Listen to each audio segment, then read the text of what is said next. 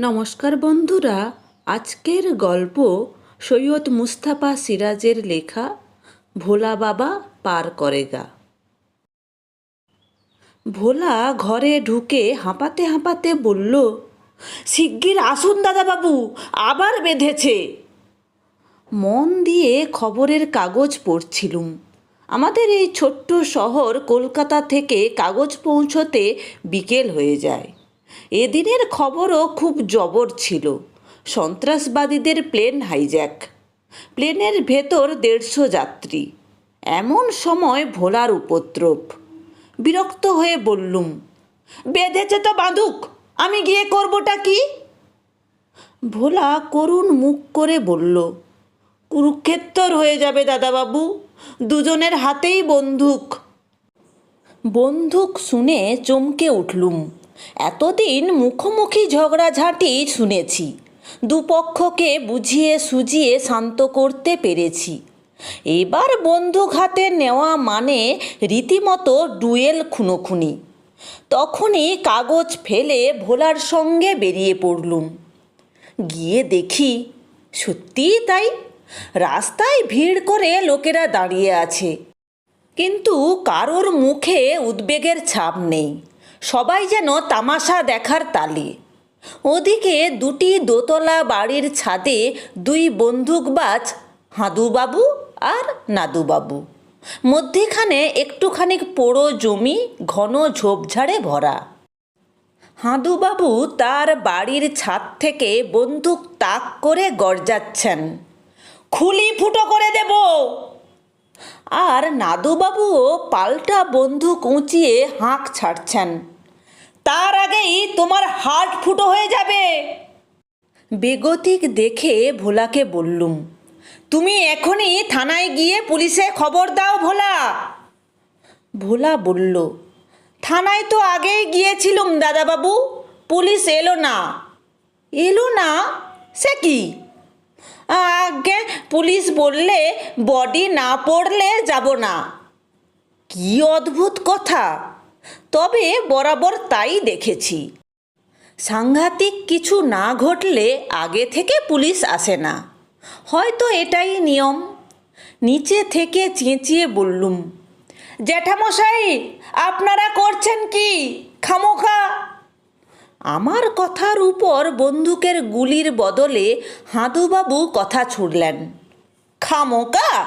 জিজ্ঞেস করো না ভোলাকে, নাদু আমার টুপুর ঠ্যাং ভেঙে দিয়েছে, আজ ওর ঠ্যাং না ভেঙে ছাড়বো না।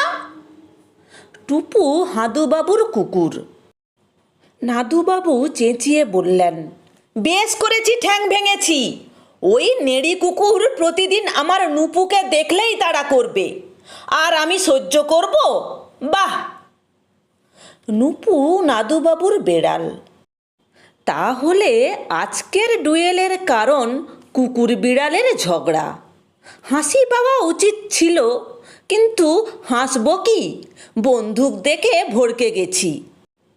ভোলা তাড়া দিল, দাদাবাবু আপনি বড়বাবুকে গিয়ে সামলান, আমি ছোট বাবুকে গিয়ে সামলাই, নইলে ঠিকই বডি পড়ে যাবে।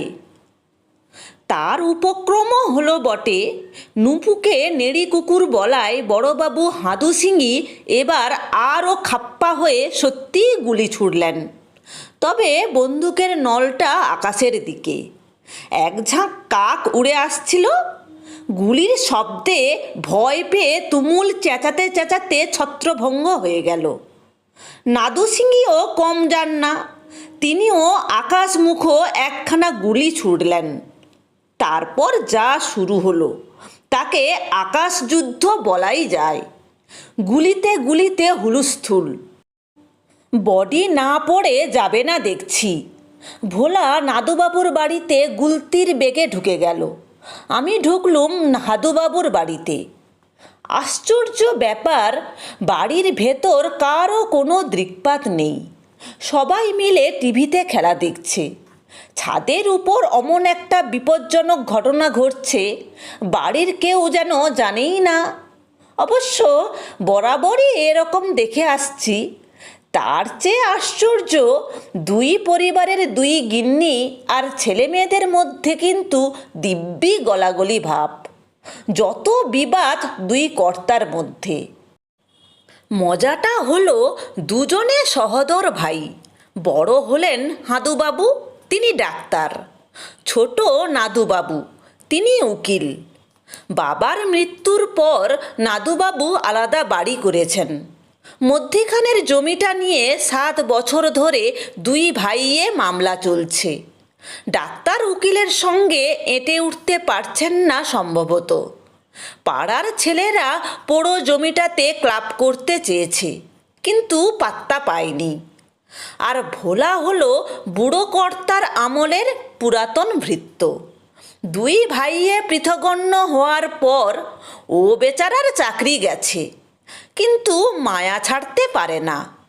দুই বাড়ির ফাইফরমাস পালাক্রমে খাটে, তাই নিয়েও ঝামেলা। এই দড়ি টানাটানির খেলার মাঝখানে পড়ে মাঝে সাঝে তার অবস্থাও শোচনীয় হয়ে ওঠে। তখন কিছুদিন নিজের বাড়িতে গিয়ে থাকে। তারপর যিনি প্রথমে ডেকে নিয়ে আসেন তাঁর বাড়ি কাজকর্ম করে। ততক্ষণে দুই যোদ্ধার গুলি ফুরিয়ে গেছে। নিচে থেকে লোকেরা দুজনকে তাতিয়ে দিচ্ছে। ডাক্তারবাবু, আপনাকে বুড়ো আঙুল দেখাচ্ছেন। উকিলবাবু, ওই দেখুন, আপনাকে লাথি দেখাচ্ছেন। দুই ভাই তাতে আরও ক্ষেপে যাচ্ছেন। হাদুবাবুকে বললুম, ছি জেঠামশাই, আপনারা এসব কি করছেন? হাদুবাবুর গলা ভেঙে গেছে, ক্লান্তও বটে।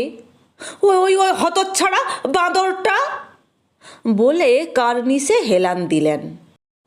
সেই সময় দেখলুম ও বাড়ির ছাদে ভোলা নাদুবাবুকে পাঁজা কোলা করে তুলে নিয়ে যাচ্ছে সিঁড়ির দিকে।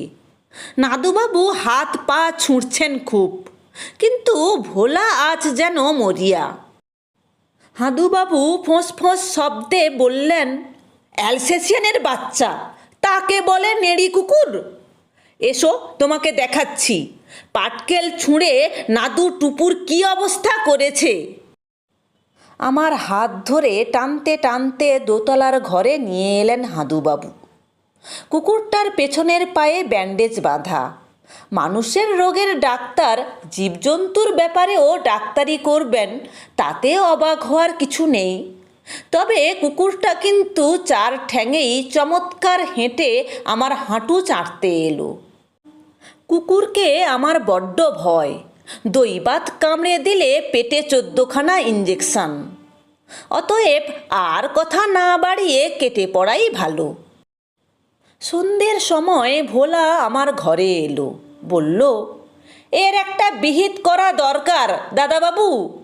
লোক হাসানো কাণ্ড বটে, কিন্তু হঠাৎ যদি বন্দুকের একটা গুলি ফসকে এসে গায়ে লাগে, কি হবে ভাবুন। ভেবে কিছু পাচ্ছি না ভোলা। অবশ্য গুলি ফসকালে বডি পড়বে, পুলিশ আসতে বাধ্য হবে। আমার কথা শুনে ভোলা একটু হাসল। আপনি লেখাপড়া জানা মানুষ, আমি গোমুক্ষু। তবে দাদাবাবু, আমার বয়স তো কম হলো না। এই দেখুন, চুল পেকে সাদা হয়ে গেছে।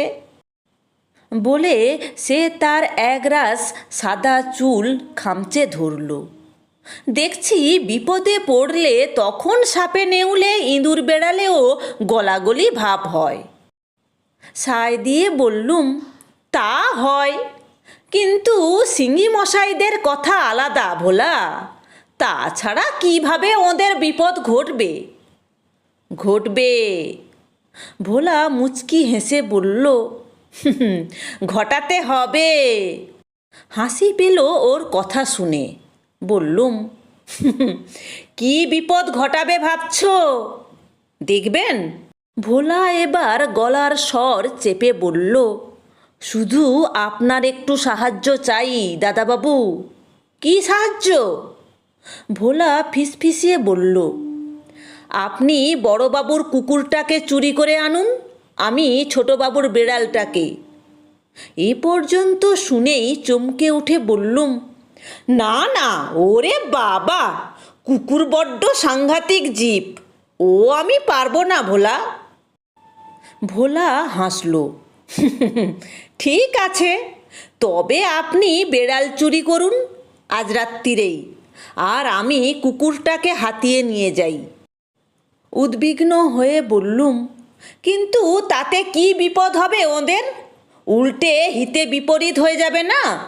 দু ভাইয়ে বিবাদ তো আরও বেড়ে যাবে। না দাদাবাবু। ভোলা খিক খিক করে হাসতে লাগলো। তারপর কি করতে হবে সময় মতো বাতলাবো। আপনি বেড়ালটাকে যে ফিকিরে পারুন চুরি করে আনুন। একটু চটে গিয়ে বললুম, কিন্তু চুরি করব কিভাবে? বেড়াল কি গাছের ফল? ধরতে গেলেই তো আঁচড়ে কামড়ে দেবে। ভোলা বলল, মাছ দাদাবাবু, মাছ। ছোটবাবুর বেড়াল মাছের খুব ভক্ত। রান্না করা মাছ হলে তো কথাই নেই। বাড়ির পেছনে ঝোপের ভেতর এক বাটি মাছের ঝোল নিয়ে গিয়ে বসুন। একটু বসে থাকলেই দেখবেন বেটার ছেলে হাজির হয়েছে। তখন আপনি বাড়ি চলে আসুন, দেখবেন ঠিকই পেছন পেছন আপনার বাড়ি চলে আসবে। তারপর বাটিটা মেঝেই রাখবেন, যেমনি খেতে বসবে অমনি। বুঝলেন তো? বলে ভোলা চোখ নাচালো, এক মুখ ধূর্ত হাসি। প্ল্যানটা মন্দ নয়, শুধু ভাবনা হলো বেড়ালটাকে লুকিয়ে রাখবো কোথায়। কথাটা তোলার আগেই হঠাৎ উঠে ভোলা চলে গেল। এখন সমস্যা হলো মায়ের চোখ বাঁচিয়ে এক বাটি মাছ জোগাড় করা। বাড়িতে আর একজন নেই। নভেম্বরের সন্ধ্যায় বেশ একটু হিম পড়েছে। মা তার ঘরে বসে অভ্যাস মতো উল বুনছেন। বেড়াল চুরির আগে মাছ চুরি দরকার। ভাগ্যিস আজ বাজার থেকে খানিকটা ইলিশ এনেছিলুম, দুবেলা খাওয়ার জন্য যথেষ্ট। চুপি চুপি গিয়ে রান্নাঘরে ঢুকে খুব সাবধানে এক টুকরো মাছ চুরি করেছিলুম। কিন্তু মায়ের কান সজাগ। ও ঘর থেকে বললেন, কে রে, ঘটু নাকি? বললুম, জল খাচ্ছি মা। এখনই চা খেয়ে আবার জল খাচ্ছিস? আর বাটি নেওয়া হলো না। মাছের টুকরোটা হাতে নিয়েই বেরিয়ে পড়লুম। তারপর শটান গিয়ে সিঙ্গি বাড়ির কাছে। রাস্তাটা ছোট, লোক চলাচল কম। জঙ্গলে জমিটার উপর ল্যাম্পপোস্টের খাপা খাপচা আলো পড়ে আছে। দুরু দুরু বুকে নাদুবাবুর বাড়ির পেছনে ঝোপের ভেতর ঢুকে ঘাপটি পেতে বসলুম। কিন্তু বেড়ালটা আসছে না। হাতের তালুতে মাছের টুকরোটা জ্যাপ জ্যাপ করছে। এদিকে মশার ঝাঁক ছিঁড়ে খাচ্ছে। ভোলার কথায় এই ঝুঁকি নেওয়া ঠিক হয়নি দেখছি। ইদানিং আবার ম্যালেরিয়া দেখা দিয়েছে। তার উপর ছোট সিঙ্গি যদি টের পায়, চোর ভেবে গুলি ছুঁড়লেই গেছি। অন্তত মিনিট 10 কষ্ট করে বসে থাকার পর বিরক্ত হয়ে গুঁড়ি মেরে উঠতে যাচ্ছি, হঠাৎ জানালা থেকে এক ঝলক টর্চের আলো ঝাঁপিয়ে এলো। সঙ্গে সঙ্গে ঝোপের আড়ালে সেঁটে গেলুম। তারপরই নাদু সিঙ্গির গলা শোনা গেল, এই নুপু, এই বাঁদর, কোথায় যাচ্ছিস? বেড়ালকে বাঁদর বললে হাসি পাবেই, কিন্তু হাসব কি? ভয়ে কাঠ। টর্চের আলোয় এক পলকের জন্য কালো রঙের বেড়ালটাকে ঝাঁপিয়ে নিচে পড়তে দেখলুম। বুঝলুম আর এখানে থাকা নিরাপদ নয়। আমিও 4 ঠ্যাঙে জন্তুর মতো গুঁড়ি মেরে ঝোপঝাড় ভেঙে রাস্তায়, তারপর সোজা নিজের বাড়ি। হাতের মুঠোয় ঝোল মাখা মাছের টুকরো। ভোলাটা একটা হাঁদারাম। সবে হাঁপ সামলে চেয়ারে বসেছি, পায়ের কাছ থেকে কি একটা নরম জিনিস উঠে মাছ ধরা হাতের মুঠো চাটতে শুরু করলো। আঁতকে উঠে মাছটা ফেলে দিয়ে দেখি নাদু সিঙ্গির পোষ্য প্রাণীটা ঝাঁপিয়ে পড়েছে মাছের উপর। অমনি উঠে গিয়ে দরজা এঁটে দিলুম। বেড়ালটি তাড়িয়ে তাড়িয়ে মাছ খেতে থাকলো। একটু পরে ভোলা এসে জানালা দিয়ে ডাকলো। চুপি চুপি বলল, ধরেছেন? ধরব কি করে, ওই দেখ মাছ খাচ্ছে। ধরে ফেলুন, এখন ও খাওয়ার দিকে মন। আহা, ধরুন না শিগগির। ভোলা তাড়া দিল। সাহস করে মাছ খেকো বেড়ালটাকে ধরলুম। নরম তুলতুলে প্রাণীটি আপত্তি করল না। তাকে জানালা গলিয়ে ভোলার হাতে তুলে দিলুম। দেখলুম ভোলার বগল দাবা হয়ে বড় শিঙ্গির কুকুরটা এক টুকরো হাড় চিবুচ্ছে। ভোলা অন্য বগলে বেড়ালটা নিয়ে ঝটপট উধাও হয়ে গেল। এরপর আবার কি হাঙ্গামা বাঁধবে কে জানে। পরদিন সকালে হাঙ্গামা না বাঁধুক, একটা হুলস্থুল কাণ্ড হয়ে গেল ফের। নাদুসিংহি আইনবাজ মানুষ। পুলিশ এসে হাদুসিংহির বাড়ি তন্ন তন্ন সার্চ করল, কিন্তু নাদুসিংহির আদরের বেড়ালের পাত্তা পেল না। এদিকে হাদুসিংহিও তাঁর খুদে অ্যালসেসিয়ানের নিখোঁজ হওয়ার জন্য পুলিশের কাছে নালিশ করেছেন। তাই নাদুসিংহির বাড়িতেও পুলিশ ঢুকলো, কিন্তু কুকুরটার পাত্তা পাওয়া গেল না। দুঁদে বঙ্কু বিহারী ধারা দুই বাহিকাই একচোট শাসিয়ে চলে গেলেন। আগের দিন সন্ধ্যায় বন্দুকের লড়াইয়ের খবর তার কানে গিয়েছিল। বন্দুকের লাইসেন্স বাতিল করার হুমকিও দিয়ে গেলেন। দুই ভাইয়ের মুখ দেখে মনে হলো বেশ ভড়কে গেছেন। ভিড় সরে গেলে ভোলা আমার কাছে এলো। মুচকি হেসে বলল, দাদাবাবু কেমন বুঝলেন? বললুম, গুলি ছোড়াছুড়ি আর হবে না, তবে ঝগড়াঝাঁটি বেড়ে যাবে মনে হচ্ছে। না। ভোলা জোরে মাথা নাড়ল। এবার দেখবেন কি হয়। কি হবে বলো তো? দেখবেন, বলে ভোলা রহস্যময় হাসল। তারপর ফিসফিসিয়ে ফের বলল, এবার আপনাকে আর একটা কাজ করতে হবে দাদাবাবু। শোনা মাত্র বললুম, না ভোলা, ব্যাপারটা পুলিশ অবধি গড়িয়েছে, আর আমি কিছু চুরি টুরি করতে পারবো না। ভোলা বিরক্ত মুখে বলল, আহা, কিছু চুরি করতে হবে না, কথাটা শুনুন না আগে। বেশ বলো। খেলার মাঠের ওদিকে বুড়ো শিবের মন্দিরটা দেখেছেন তো? হ্যাঁ, কিন্তু ব্যাপারটা কি? ওই মন্দিরে এক সাধু বাবা এসেছেন। ভোলা ফের ফিসফিস করে বলল, আপনি বড়বাবু আর ছোটবাবুকে গিয়ে বলবেন, সন্ধেবেলা সাধু বাবার কাছে গেলেই টুপু নুপুর খোঁজ পাবেন। ভোলার কি প্ল্যান বোঝা গেল না, তবে ওর কথা মতো প্রথমে গেলুম হাদুবাবুর কাছে। কুকুর হারিয়ে খুব মনমরা হয়ে গেছেন। ডিসপেন্সারির দরজা বন্ধ। রুগীরা সাধাসাধি করে সাড়া না পেয়ে ফিরে গেছে।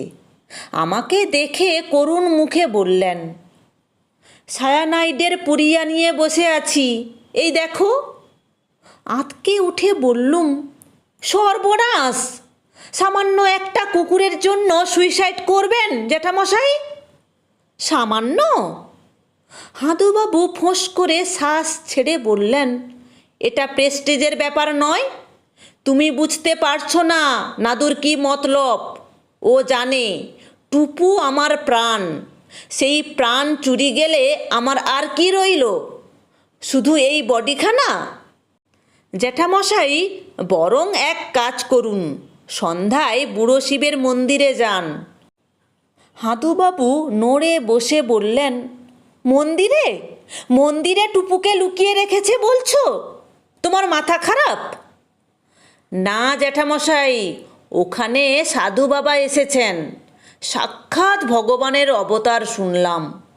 ওকে ধরলেই আপনার টুপুর খোঁজ পেয়ে যাবেন। হাদুবাবু ব্যস্তভাবে বললেন, তাহলে এক্ষুনি যাই, বরং সন্ধ্যায় কেন? ঝটপট বললুম, এখন দিনের বেলায় কোনো কাজ হবে না। সন্ধ্যা না হলে উনি মুখই খুলবেন না। হাদুবাবুকে খুব চঞ্চল দেখাচ্ছিল, এবার নাদুবাবুকে গিয়ে একই কথা বলতে হবে। কিছুক্ষণ সাধু বাবার যথেষ্ট গুণকীর্তন করে বেরিয়ে এলুম। তারপর গেলুম ছোট সিংহীর বাড়ি। ছোট সিংহী নাদুবাবুর অবস্থা আরও করুণ মনে হলো। কোর্টে যাননি, মক্কেলদের ভাগিয়ে দিয়ে বাড়ির পেছনকার বাগানে একটা পেয়ারা তলায় চুপচাপ দাঁড়িয়ে আছেন। আমাকে দেখলেন না যেন, হঠাৎ পায়চারি শুরু করলেন। তখন একটু ভয়ে ভয়ে ডাকলুম, কাকাবাবু। নাদু সিংহী বললেন, এখন কথা বলার টাইম নেই, পরে এসো। দেখছো না আমি আইন নিয়ে ভাবছি, যাও, বিরক্ত করো না। কাকাবাবু জানেন, বুড়ো শিবের মন্দিরে এক সাধু বাবা জোচ্চোর, সব জোচ্চোর, 420 কেস। না কাকাবাবু, সন্ধ্যায় সাধু বাবার কাছে গেলে আপনার নুপুর খোঁজ পাবেন। নাতুবাবু ভুরু কুঁচকে বললেন, কি? আজ্ঞে হ্যাঁ, শুনলুম উনি হারানো জিনিসের খোঁজ দিতে পারেন, তবে সন্ধ্যা না হলে মুখ খোলেন না। নাদুবাবুকেও উৎসাহিত মনে হলো। বললেন, ঠিক আছে, শেষ চেষ্টা। তবে জেনে রাখো পুটু, নুপুর খোঁজ না পেলে আমি এই পেয়ারা গাছে সুইসাইড করব, আর একটা চিরকুটে লিখে রেখে যাব, আমার মৃত্যুর জন্য আমার দাদাই দায়ী। তাহলে দুপক্ষই মরতে তৈরি দেখা যাচ্ছে। কিন্তু কথা হলো, ভোলার প্ল্যানটা এখনও ঠিক স্পষ্ট হচ্ছে না। কি করতে কি করে বসবে কে জানে। শেষ রক্ষা না হলে সত্যি দুটো বডি পড়ে যাবে, তবে বিনা যুদ্ধেই। সূর্য ডোবার সঙ্গে সঙ্গে খেলার মাঠের পাশ দিয়ে জঙ্গলের ধারে ভাঙাচোরা বুড়ো শিবের মন্দিরের কাছে চলে গেলুম। দেখলুম সত্যি জটাজুটধারী লম্বা দাড়িওয়ালা সাধু বাবা ত্রিশূল পুঁতে বসে আছেন। সামনে ধুনি জ্বলছে, সাধু বাবার গায়ে ছাই মাখা, চোখ দুটো বন্ধ। ভোলার জন্য কিছুক্ষণ অপেক্ষা করলুম, কিন্তু কোথায় সে? হঠাৎ দেখি সাধু বাবা চোখ পিটপিট করে তাকাচ্ছেন। আবছা আঁধার ঘনিয়েছে, হাত তুলে ইশারায় আমাকে সরে যেতে বলছেন। ভয়ে ভয়ে সরে গিয়ে একটা বটগাছের গুঁড়ির আড়ালে দাঁড়িয়ে রইলুম। তারপর দেখলুম হাঁদুবাবু হন্তদন্ত হয়ে আসছেন। এসেই সাধু বাবার সামনে সাষ্টাঙ্গে প্রণিপাত একেবারে। সাধু বাবা অং বং করে কি মন্ত্র আওড়ে বললেন, কুকুর হারিয়েছে। গলার স্বরটা বেজায় ভুতুড়ে। হাঁদুবাবু কাঁদো কাঁদো মুখে বললেন, হ্যাঁ বাবা, তবে আমার সন্দেহ আমার ছোট ভাই নাদুই ওকে গুম করেছে। সাধু বাবা চোখ পাকিয়ে গর্জালেন, চুপ, একটাও কথা নয়, কুকুর পাবি, চুপচাপ বসে থাক। হাঁদুবাবু ভক্তিতে গদগদ হয়ে করজোড়ে বসে রইলেন। ধুনির আলোয় দেখলুম নাদুবাবু এসে গেছেন কখন, কিন্তু সম্ভবত দাদাকে দেখে সাধু বাবার সামনে আসছেন না। সাধু বাবাকে অন্তর্যামী মনে হলো। হাঁক দিলেন, কে রে ওখানে? অমনি নাদু সিংহী ছুটে এসে ধুনির সামনে উপুর হয়ে পড়লেন। সাধু বাবা তেমনি ভুতুড়ে গলায় বললেন, বেড়াল হারিয়েছে তো? পাবি, তবে দুটো শর্ত। নাদুবাবু চি চি করে করজোড়ে বললেন, বলুন বাবা। কই, ডান হাতটা দে। বলে সাধু বাবা হাঁদুবাবুর দিকে রাঙা চোখে ঘুরলেন। তোর ডান হাতটা দে। দুই ভাই হাত বাড়ালে সাধু বাবা ধুনির উপর দুটো হাত মিলিয়ে দিয়ে বললেন, একসঙ্গে বল, আর কখনো ঝগড়া করব না। দুই সিংহী এক গলায় আওড়ালেন, আর কখনো ঝগড়া করব না। বল, পোড়ো জমিটা পাড়ার ছেলে মেয়েদের ক্লাবের জন্য দান করব। পুরো জমিটা পাড়ার ছেলেমেয়েদের ক্লাবের জন্য দান করব। এবার দুই ভাই হাত ধরাধরি করে বাড়ি চলে যা। সাবধান, হাত ছাড়লেই বিপদ। তারপর বাড়ি গিয়েই কুকুর বেড়াল ফিরে পাবি। যা, ওঠ। দেখার মতো দৃশ্য বটে। গতকাল সন্ধ্যায় যারা আকাশযুদ্ধ করছিলেন তারা হাত ধরাধরি করে সন্ধ্যার আঁধারে খেলার মাঠ দিয়ে বাড়ি ফিরছেন। অবাক হয়ে তাকিয়ে আছি, এমন সময় ভোলার ডাক শুনতে পেলুম এতক্ষণে। দাদাবাবু, চলে আসুন। ঘুরে দেখি সাধু বাবা খিক খিক করে হাসছেন আর মাথা থেকে জটা জুট ওপড়াচ্ছেন। সঙ্গে সঙ্গে চিনতে পেরে দৌড়ে গেলুম। ভোলা, তুমি? বলে চেঁচিয়ে উঠলুম। সাধু বাবা বেশি ভোলা বলল, চুপ চুপ, একটু হাত লাগান আগে, গোঁফের কাজটা আটকে গেছে, ছাড়িয়ে দিন। আহা, এত জোরে নয়, আসল গোঁফ ছিঁড়ে রক্তারক্তি হবে যে, আস্তে আস্তে। হাসতে হাসতে বললুম, একটা কীর্তি করলে বটে। তুমি ভোলা নও, একেবারে ভোলানাথ। তোমাকে প্রণাম করতে ইচ্ছে হচ্ছে। এই জন্যই বলে ভোলা বাবা পার করে গা। ভোলা বলল, আর এখানে নয়, চলুন বড়বাবু ছোটবাবুর ব্যাপারটা গিয়ে দেখি। দুজনকার এই ভাবটা থাকতে থাকতে ক্লাবের জন্য জমিটার দানপত্র করিয়ে নিতে হবে। সবাই ভালো থাকবে, সুস্থ থাকবে। এরকম আরও মজার মজার গল্প শুনতে হলে চ্যানেলটি অবশ্যই সাবস্ক্রাইব করে রেখো। ভালো লাগলে লাইক, কমেন্ট, শেয়ার করো।